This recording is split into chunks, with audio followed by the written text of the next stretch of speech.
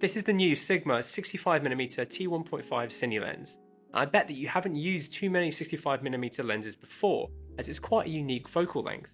But it's actually far more common in the cinema world than you may think. There are loads of high-end Cine Prime sets that feature a 65mm in their set, that normally sits between a 50mm and a 75 or 85mm. It offers a unique focal length that provides a really nice frame that some filmmakers may not have explored before, especially on full frame, as a lot of 65mm Cine Primes have been designed for Super 35.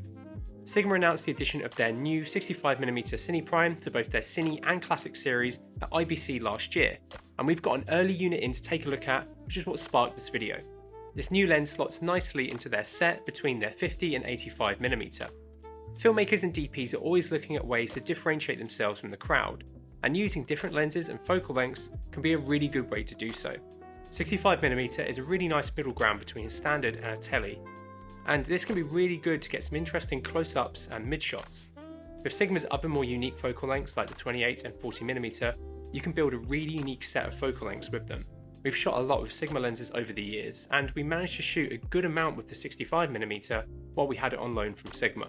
It looks as you would expect from a Sigma Cine lens. It's incredibly clean, and even wide open this thing is tack sharp. The focus fall off is nice with a pleasing roll off towards the out of focus areas. And let us know what you think of the image down below. Physically, this new lens fits right in line with the rest of Sigma's Cine Prime series. It's around the same size as the rest of them, and is available in both PL or EF, and feels incredibly solid mechanically. This means it will easily slide into the rest of the lenses in the set and onto any camera you may want to use it on. Focus throws are smooth and consistent, and marks are nicely placed and accurate. It is the first focal length in the set that has been designed from the ground up for cinema use, whereas all of the other focal lengths in the set are based off of Sigma's Art Series Primes. The Sigma Cine set definitely has some standout focal lengths though when it comes to performance. These are the 14, 28, 40, 65, 85, 105 and 135, all of which perform excellently. The other focal lengths in the set are slightly older designs, and while still good, aren't quite as good as the ones we've mentioned at fast apertures. The 65mm features a close focus of 65cm or roughly 25.5 inches, which is pretty average for a 65mm lens, and can result in some nice imagery. Most of Sigma's lenses do exhibit some focus breathing, and the 65mm does as well. For our breathing tests, we pulled from close focus to infinity, which not many people will be doing, so breathing may look a touch worse here than it actually will in a real world situation. Though you will definitely notice some when using it, as it does have quite a bit. Like the rest of the Sigma Cine Prime set, the 65mm has been designed with a rated 43.3mm image circle, however it covers even larger sensors excellently as well.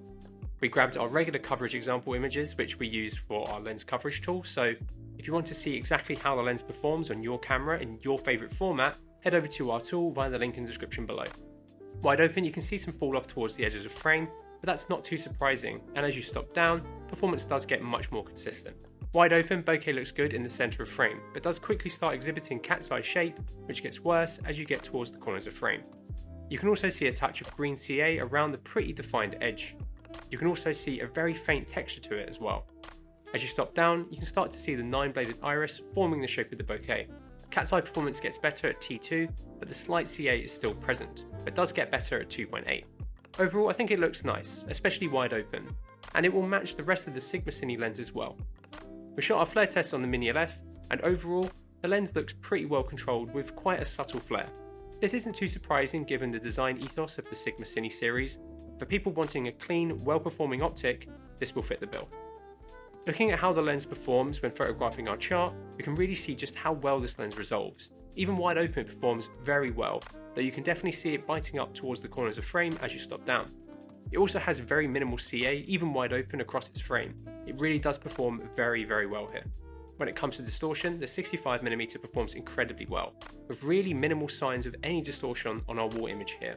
So in conclusion, this new 65mm is a great addition to the Sigma line of Cine Primes. Even so long now after their release, they are still an incredibly solid set of primes for anyone wanting the benefits of cinema lens housings paired with fast, sharp, clean and versatile optics. The 65mm is definitely one of the best performing out of the bunch as well. I'm hoping that we get to see an art version of this lens very soon. If you have any more questions or thoughts about the Sigma 65mm, let us know in the comments below. And if you like the video, please give it a like and maybe consider subscribing so you don't miss out on our awesome upcoming content. And thank you so much for watching.